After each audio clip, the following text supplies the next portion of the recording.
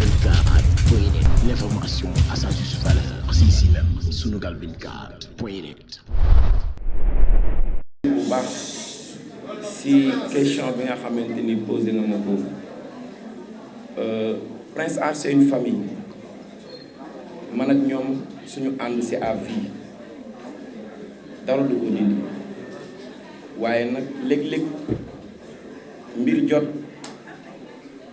nga am yeneen ambition ndax ambition la rek tey kuy ut ambition ci réew mi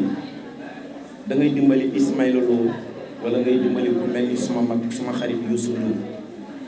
ndax Ismaïla Lo ku ne xam na ni bi ma nekkee xale dama ko daan seetaan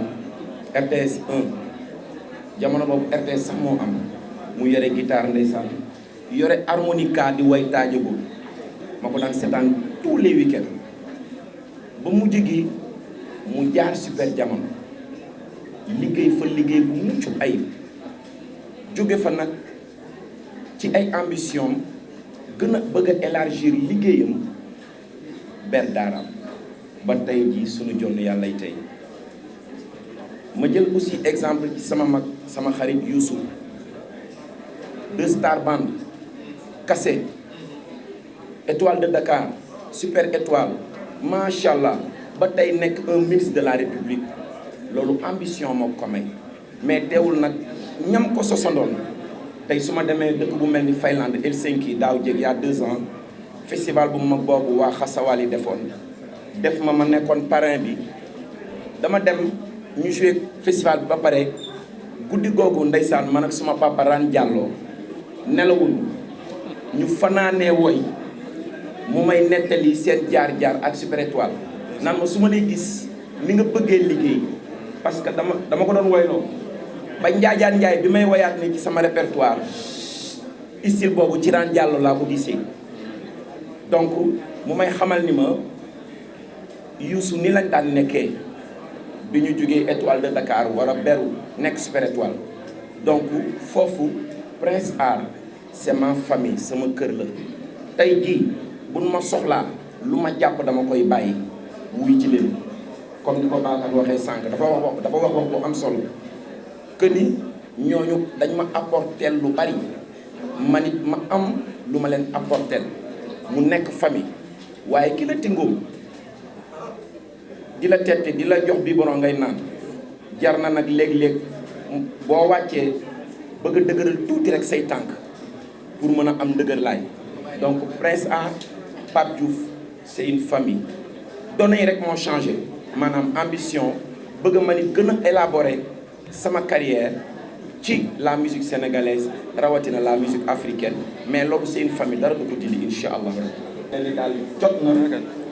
ma jël sama yoonu bopp ñaanal leen ma ñoom it ñu ñaanal ma ñaanal leen vraiment ma dem ci jàmm mais amuñu benn xaar ma yàlla amuñu benn problème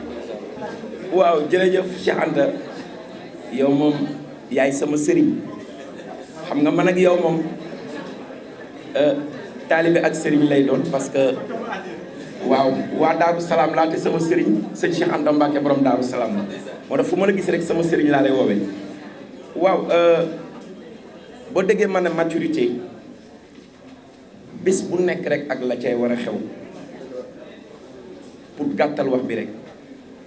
maturité mooy nit ki di nga toll foo xam ne da ngay am yeneen yëg-yëg yu bees loolu day nekk ci nit loolu it lu nit di léegi di yëgal boppam la beneen bi ci topp it par rapport ak artistes yi nga xam ne bokk nañu ci disque bi nekkul ne dama soofantal sunu kilifa yi nekk ci réew mi au contraire waaye nag man je pense que ni damay représenter la musique sénégalaise bu ñu génnee sunu réew ndax tey mën naa ni waxuma ko sama bopp de waaye askan wi ñoo naan Pape yow amatoo looy prouver Sénégal ñu dem ba ni Pape Diouf est-ce que du mbalax rek la mën ci carrière am or que li nekk sama dënn bari na waaye comme que nag olof dafa ni mbay ci sa wewu tànk mbalax la ñu am moom la ñuy porter fu nu mën a dem ci biir loolu it duo yooyu ngay wax kilifa yooyu nga tudd yépp wayandoon naa ak ñoom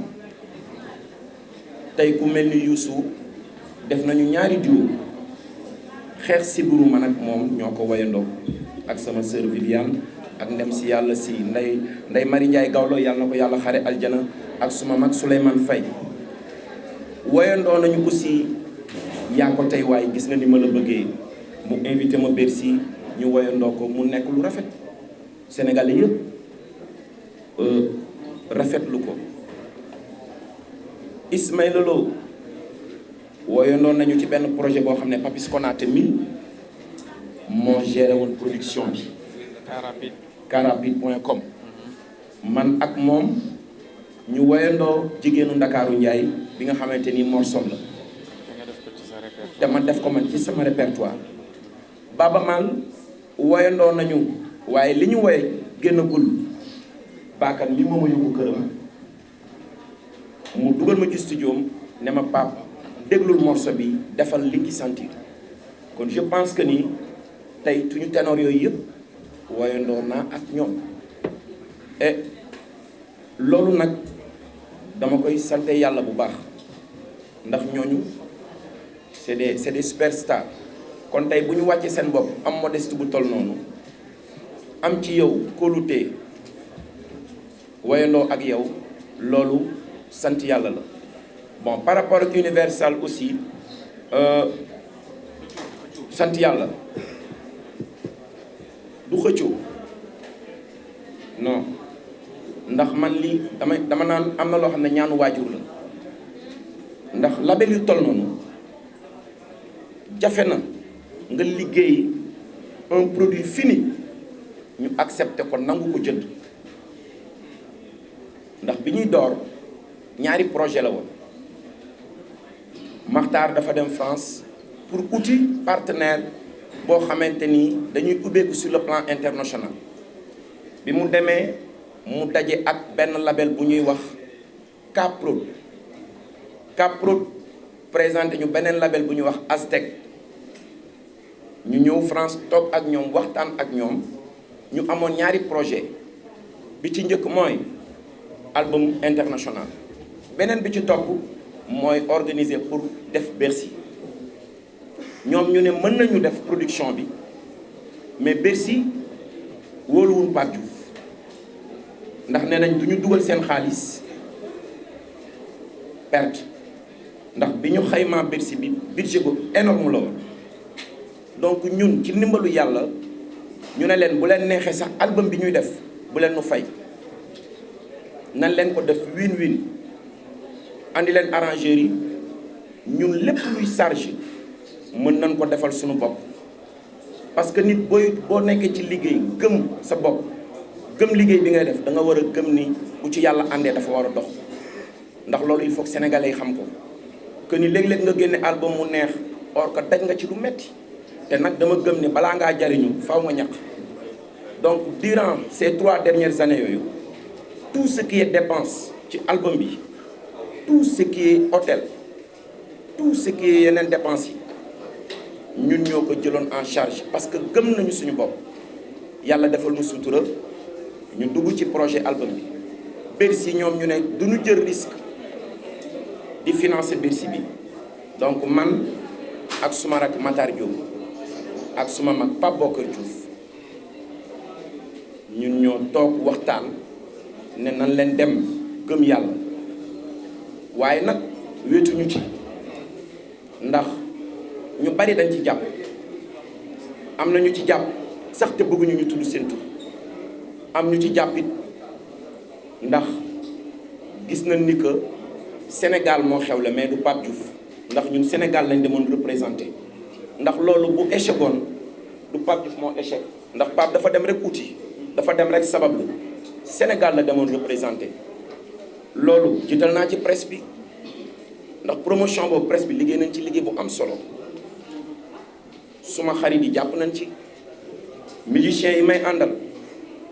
ànd nañoo man ci aventure boo xamante ni aventure bu metti la woon mais nag yàlla defal nañ ci sutura ba loolu moo gën a tax bi ñu liggéey suñu album mu nekk produit fini am label yu bari yu ko bëggoon Believe Sony ak ñeneen ak Trace TV ak ñeneen mais ñun suñu maanaam bëgg-bëgg Universal la woon parce que tey boo xoolee Universal booy lim label yi gën a mag ci àdduna bi c'est le number one. Donc ñoom ci seen jëmi bopp bi ñu dégloo album bi yeggalewuñ ko ñu ne macha allah et que d'habitude bu ñu daan produire artiste ñoo la jox studio boole la ak ay arrangeur boole la ak ay big maker gérer direction artistique bi ci ñoom ni ñu ko bëggee ndax ñoom noonu la ñuy liggéey mais yàlla dogal na ñun dañu liggéey ba pare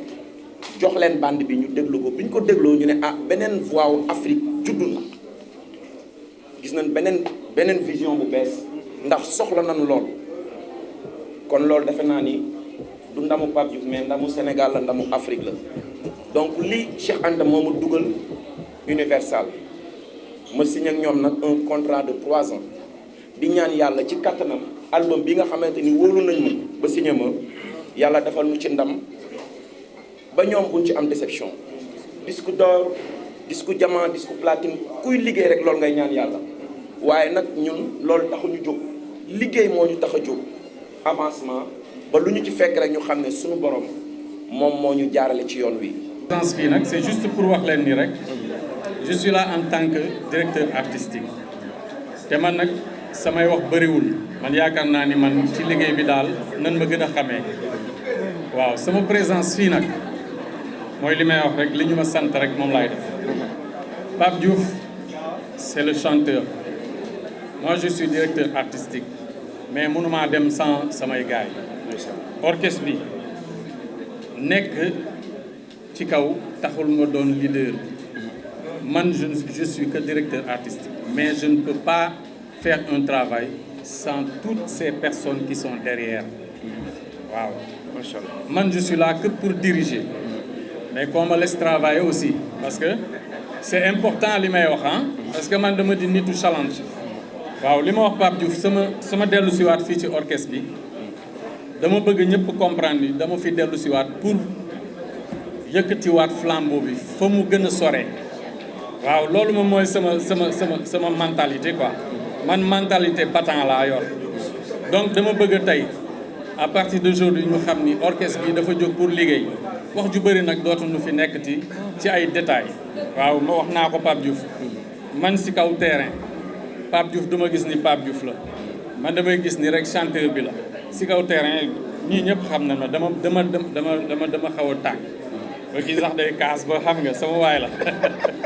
day kaas ne Pape Diouf waxal Papis Konaté bu ma yuux si kaw seen bon li yëpp ci liggéey la franchement pour que ñu wax ni bon je suis venu wax naa ko Pape Diouf pour qu'on soit tous positifs positif bu nu nee positif nag mooy képp ku jege Pape Diouf aussi nga war a positif man je suis positif et tout le monde le groupe positif on est là pour travailler te bu nu paree di ngeen xam ni pare nañu la fi nekkoon dañu bëgg a dem lu gën a kawe li te c'est pas du tout jàppewuma ko artiste sénégalais rek mais dama ko jàppee africain l'africain laa ko jàppee et c'est un excellent chanteur tey c'est un honneur tey moo war a nekk ci ginnaawam jouer ak moom et nekk ci ginnaawam ak tout le groupe voilà donc loolu laa bëggoon ñu kii may leen nu encore 1 an di ngeen gis ni vraiment dig nañ leen ni dinañ dem au-delà de li ngeen nu xaar donc li ci am importance c'est de travailler et de moins parler jërëjëf. Sunugal 24.net, l'information à sa juste valeur, c'est ici même, Sunugal 24.net.